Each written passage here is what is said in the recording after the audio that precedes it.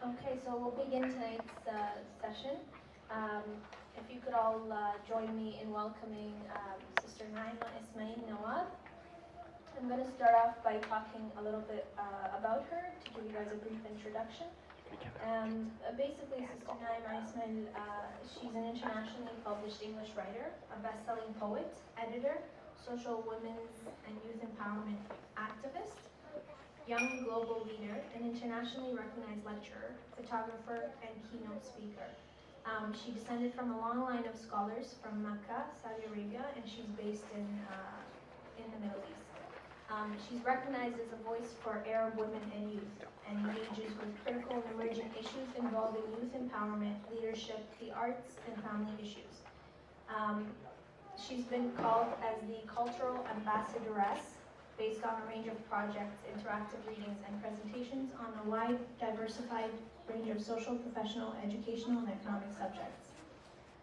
She was also nominated as the first Saudi female youth global leader of the Young Global Leaders Forum in affiliation with the World Economic Forum in 2006. And in 2008, she obtained an MBA from the Harvard Kennedy School of Government and Leadership and Public Policy for the 21st century. So these are all very big accomplishments, mashallah. More specifically, I want to talk about her writings and poetry. She works both regionally and globally from the Middle East. Her widely read academic articles and essays have been translated from English into Japanese, Chinese, Portuguese, and Arabic, including many other languages. And she's the first Saudi Arab woman poet to be published in the United States. She had one of her best-selling works called The Unfurling, which was the first of its kind book made public in the Middle East and in Washington. Her poetry has been published, translated into many languages as well.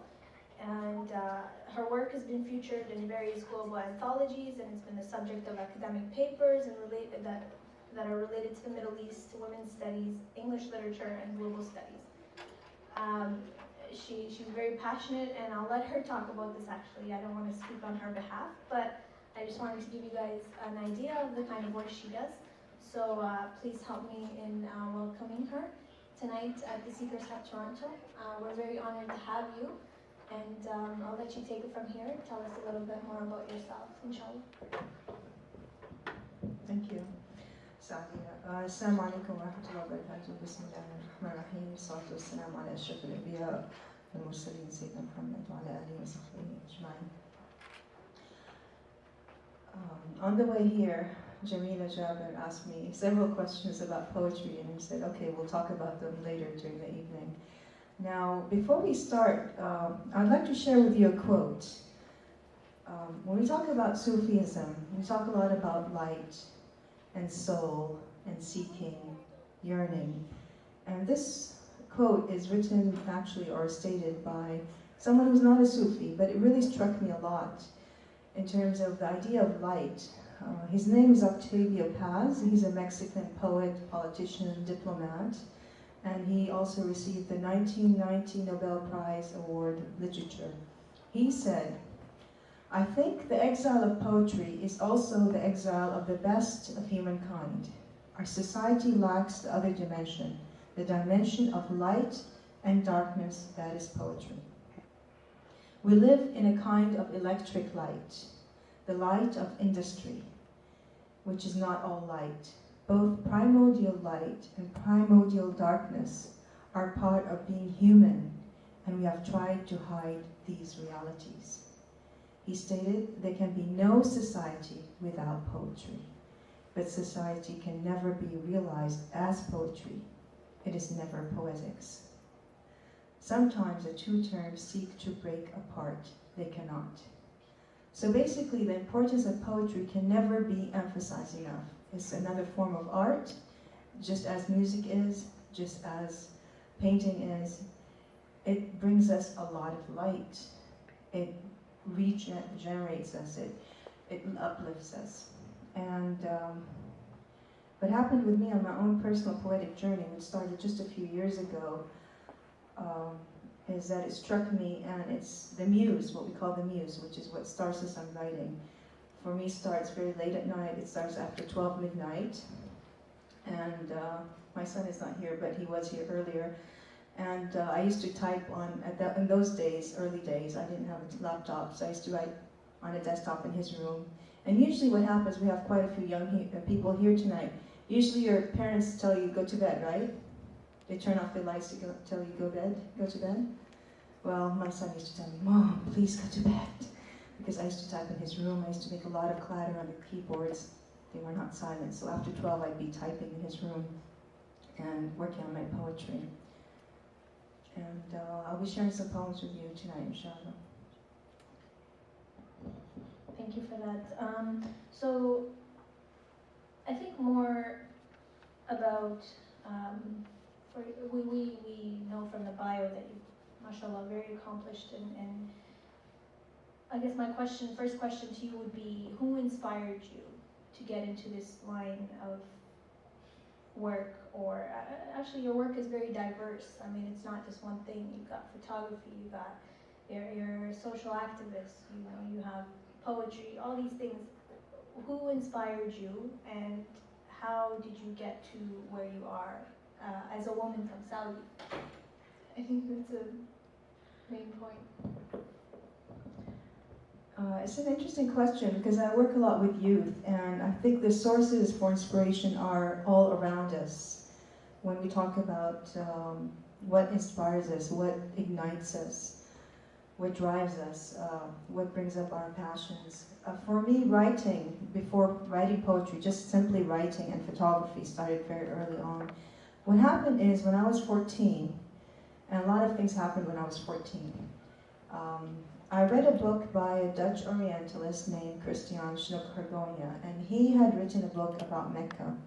He documented in words and in imagery through photography the life of early Java pilgrims from Indonesia in Mecca. And what he'd done is he had documented the customs of the pilgrims in detail, the way they dressed, the way they celebrated, even death ceremonies. And I was fascinated because I noticed a change in Mecca, even at the age of 14, by listening to my grandmother retelling the stories of her life. And already I could notice the change from her days to my days. And I thought, okay, this is what I want to do with my life. This is my mission. I had a lot of missions. Before that, I wanted to be an astronaut. I wanted to be a game warden. But that decided me on my path in terms of writing and photography. So I decided to document life in Mecca, and later on to document change in Saudi Arabia and the Middle East. And that affected the writing. Well, poetry was another matter, which we'll go into. Could you tell us a little bit about your first work, your first book, and who supported you in that, and how that paved the path for future works? The first book came about in a very unusual way. What happened is I was very blessed with that book. It's entitled The Unfurling. And I had written, what happened is I read poetry when I was very young. I listened to poetry, and there's a major factor in terms of poetry is the audio part of it, the spoken part, not just the visual part. I'd listened to poetry from my father at the age of 8. He used to read Shakespeare to me as bedtime stories. And later on at school, at college level actually, I studied English poetry. But I never thought to be a poet. I never even aspired to be a poet. It wasn't as one of my goals. I was very much into goal setting in those days, and I thought, okay, being a writer is enough. And I met a wonderful Arab-American poet who lives in the US. Her name is Naomi Shihab Nye, and she shared free verse pieces. I wasn't familiar with that. I was familiar with classic poetry. I was familiar with the works of Shakespeare, as I said, Milton, Keats, Byron, and so forth. And those are the ones I studied. I wasn't even familiar with American literature. So she read poems by different poets and modern-day poets. And I was enthralled, and that very day after I met her in the nearby island of Bahrain, which is close to Saudi Arabia. And I went home and I wrote my first 4 poems that very evening. The first one was about my daughter's birth. The others were about my grandmother. I have a copy of the book here, and we can share it later. And the poems later evolved. I wrote a lot about politics. So the first published poems were actually not, of course, the family poems. They were the poems about the Palestinian Intifada, the death or the murder of Muhammad al-Durra in Palestine at the time, instigated the political poems, led to those, and then Afghanistan, Iraqi war. So a lot of political poems started the whole publishing trend. A lot of other poets asked me to publish my work and to share it. And then later on, other poets asked me to share it in a book form, share my work in a book form. They said, it's worth having a book form. And that was it. And from then on, the journey began. Great journey indeed. And so you started off with that quote about Sufism, for example. And I guess my question would be, you having first-hand experience in having been born and raised in Saudi, is there Sufism there, and how rampant is it? And do you have experience living anywhere else in the world? Could you compare and say how different Sufism is in the Hijaz compared to in Yemen or in Turkey, for example? Excellent question. The funny thing is, I come from a long line of Meccan scholars, and I recently found out about my own Sufi roots, but it was after I embraced Sufism. I was actually introduced to Sufism through an American Jarrahi. His name is Shams Freelander, and he's one of the reviewers of my book. I've been very blessed with the reviews of this new book.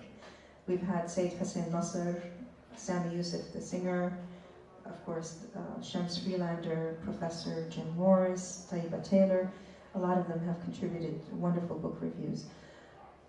Shams Freelander, I met him a few years ago in Cairo for an hour, basically.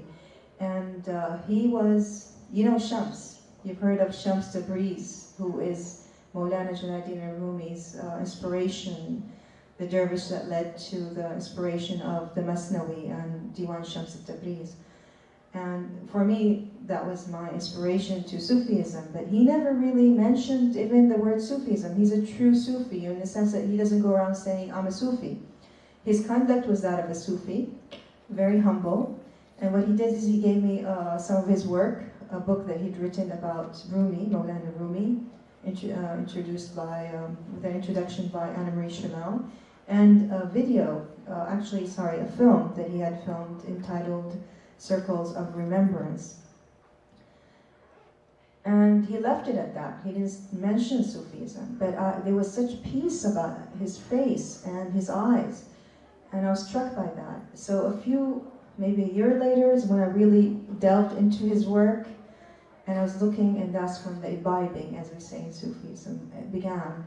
And I started reading Maulana Rumi's work in depth, and I was struck by his beauty, and I started reading more about Sufism.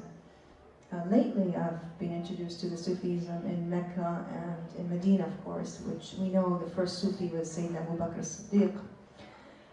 And in Mecca, we do have Sufism. It's been there for many, many years.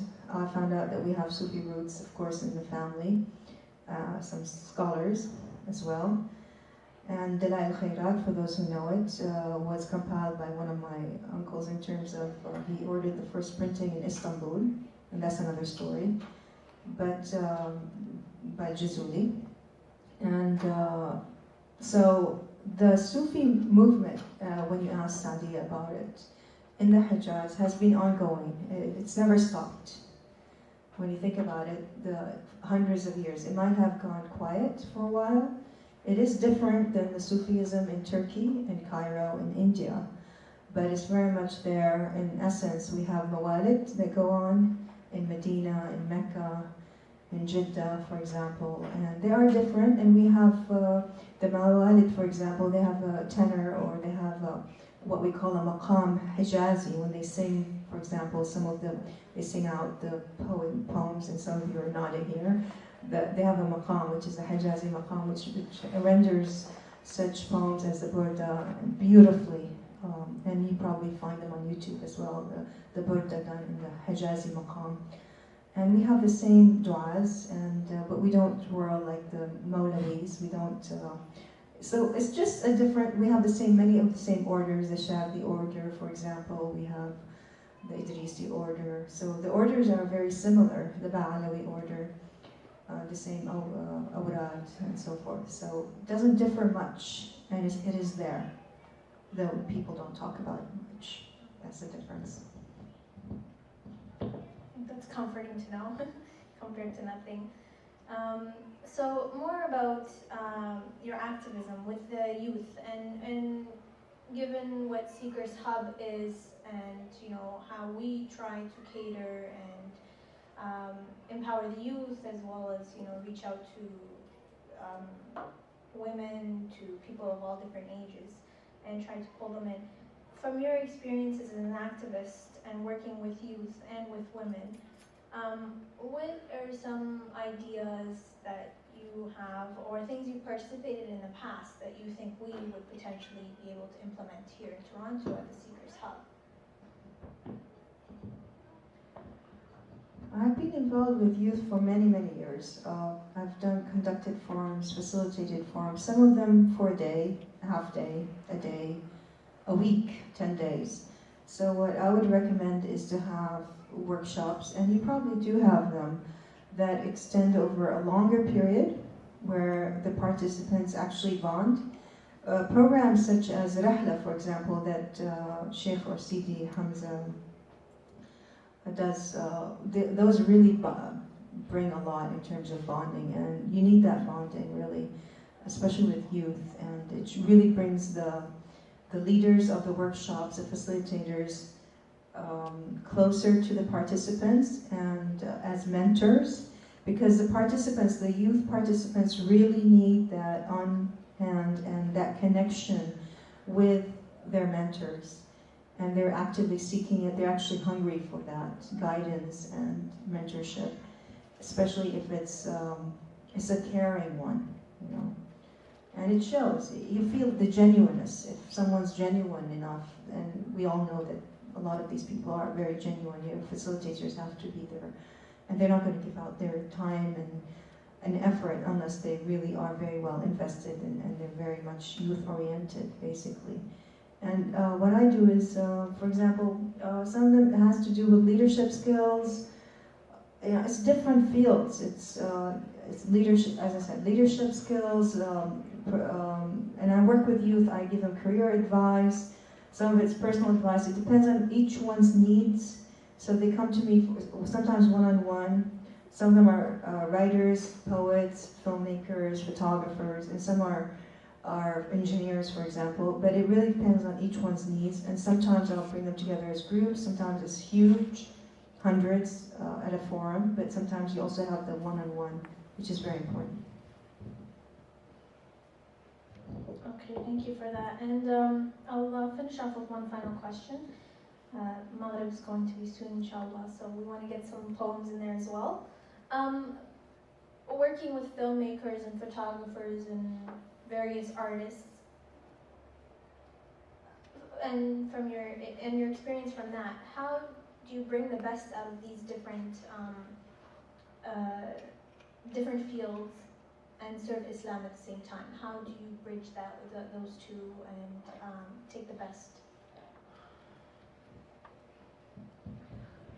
The best is really to let the youth feel comfortable and safe enough to be, first of all, themselves, to guide them towards skills that they feel that they want to pursue, not have imposed on them by their parents or by the society, to really have them go into fields that are not just engineering and law and medicine, for example.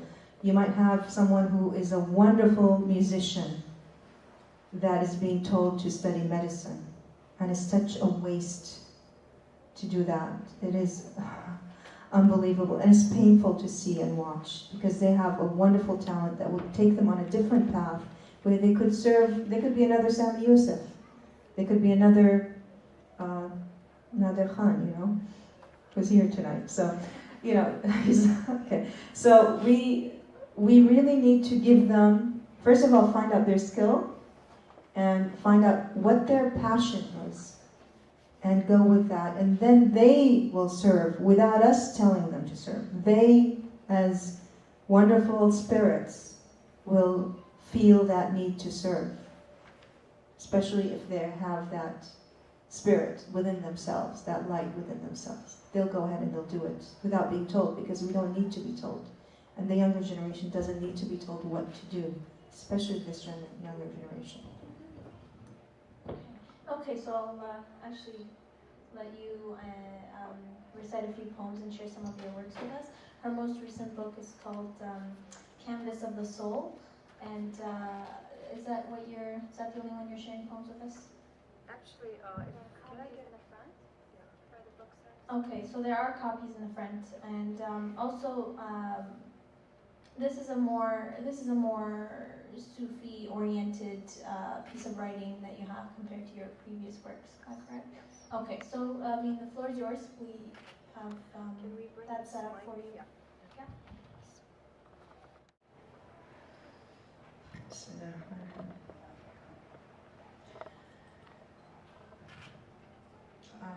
The beauty of poetry is, as another form of art, you don't really need to explain it, and you leave the meaning to the reader or to the listener. So I won't be explaining any of these poems. The layers of meaning are there, and I work very hard on editing my poems. Sometimes I'll edit up to 50 times. I'm a very harsh self-editor, and my worst self-critic. So, we talk so much about faith. We talk so much about rituals. And this is what instigated this poem. Lost and found. We lost the core. Worship diligently with minute, particular movements. Rapping, touted diction, extolling the mundane without spirit. We lost the core. The beloved's love, the great one's mercy, the spiritual bond are out of the equation. We lost the core. Who savors the fruit and leaves the heart? Core. Reviving the essence, we embrace peace and are devotees of higher love.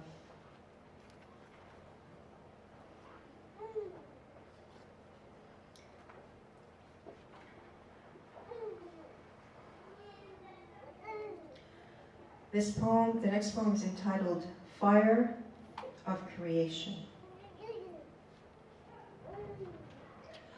Fire of creation. The cure was present from the second of inception, of the human and non-human birth, the starting points of the felt and unfelt spirits with creation's inception. Can we ever realize the magnitude of the single thought, word, action which stroked the fire of it all? Can we find each soul's elemental light, sparkling and hidden, ballant and unobtrusive? Will the soul's rooting soil be revered? Can we find the essential peace that turns the wheel of creation as the cure to it all revives silently yet surely, and the spokes and the elemental essences rise, burst, and flare.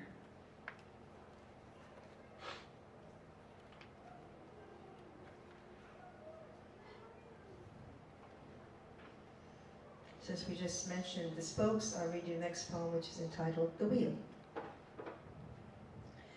And before I go into this book was actually the result of a lot of work in terms of the graphics.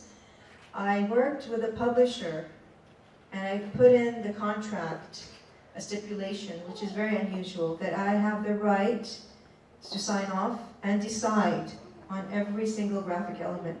So actually there were some drawings that I drew and I gave to the graphic artist. There were like visions that came to me with some poems, and some are calligraphic elements. So what I wanted to do was to promote Islamic calligraphy.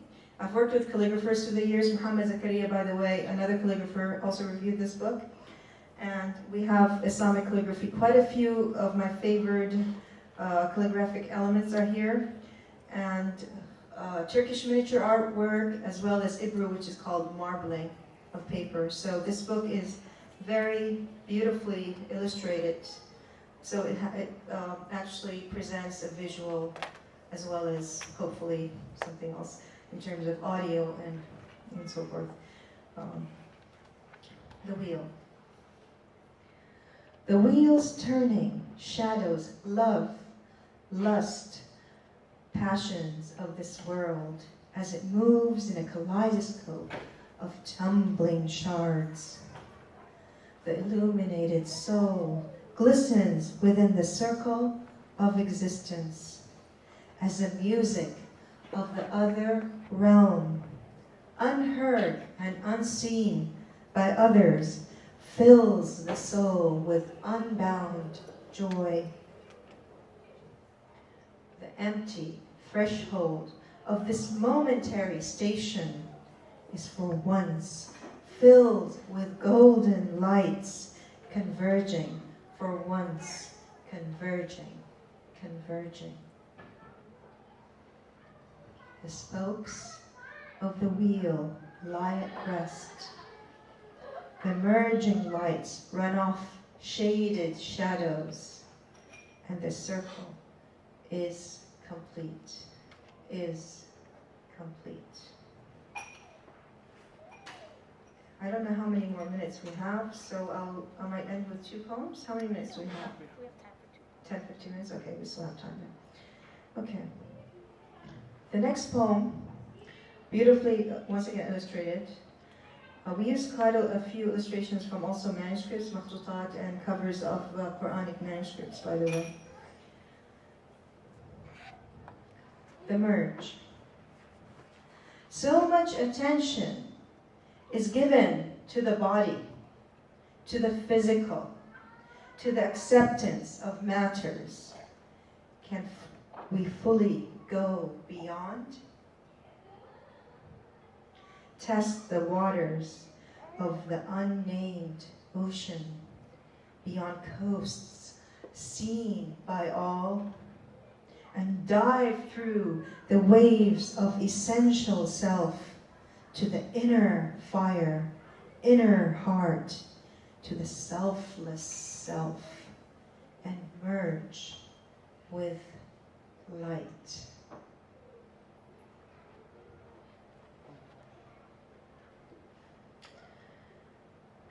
When we talk about spirituality, part of Sufism includes, of course, dhikr or awrad at certain times, at Fajr time and, of course, Maghrib time. So these 2 poems, which lie across from each other on purpose, and this is an illustration also that I wanted to include in the book, which is of Muhammad the Conqueror, Muhammad al-Fatih, and Constantinople here. And the poems are entitled Nightly Pilgrimage and Nightly Devotions. I'll start with Nightly Devotions. The night after night journey leaves the exhausted soul seeking promised shelter.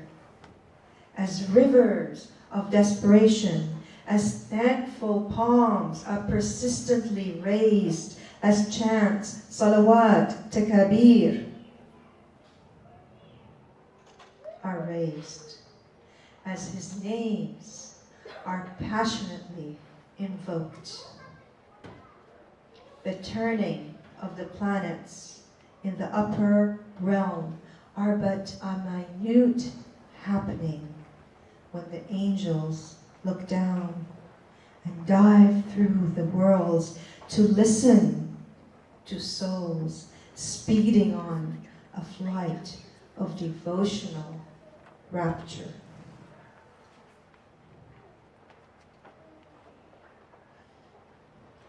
And of course, as Muslims, just as in other faiths, as in Buddhists and Christians, we have the pilgrimage, the Hajj, which is supposed to be a once-in-a-lifetime experience. But I always think that we have more than that.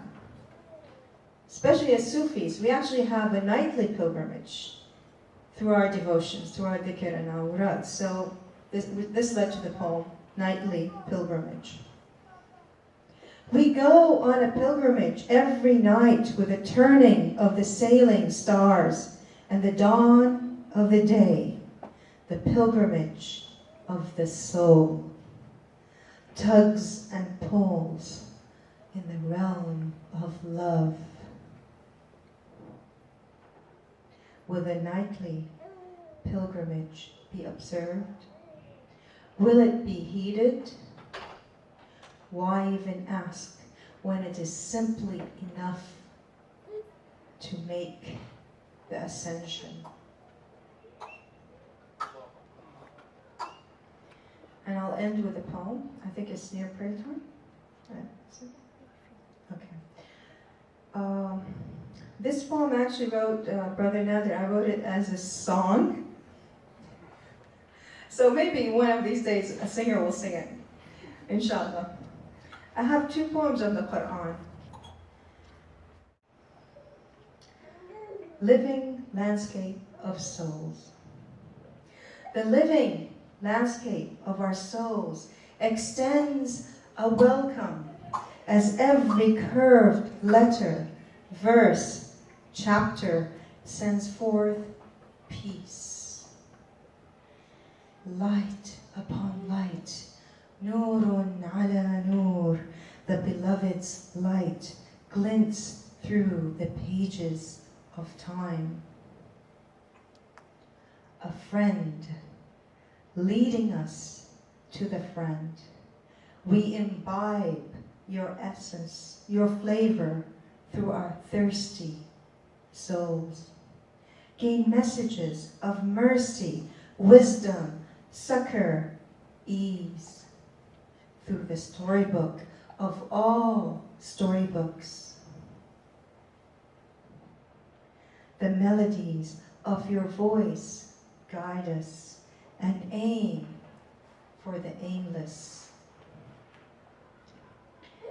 Guiding galaxy stars turn away in shame as a million suns dim in acquiescent respect of your light. Nurun ala nur, light upon light. Soaring, uplifting recitations resound as the very foundations of our inner center fall silent in humble obedience with al-kalimat at-tammat, the whole words, and embrace the sacred text in utter submission. Your majesty of light brushes the landscape of our soul. We traverse this existence through the guiding light. Nurun ala nur, light upon light. Nurun ala nur. And I'll end with a poem which is the title piece of the book.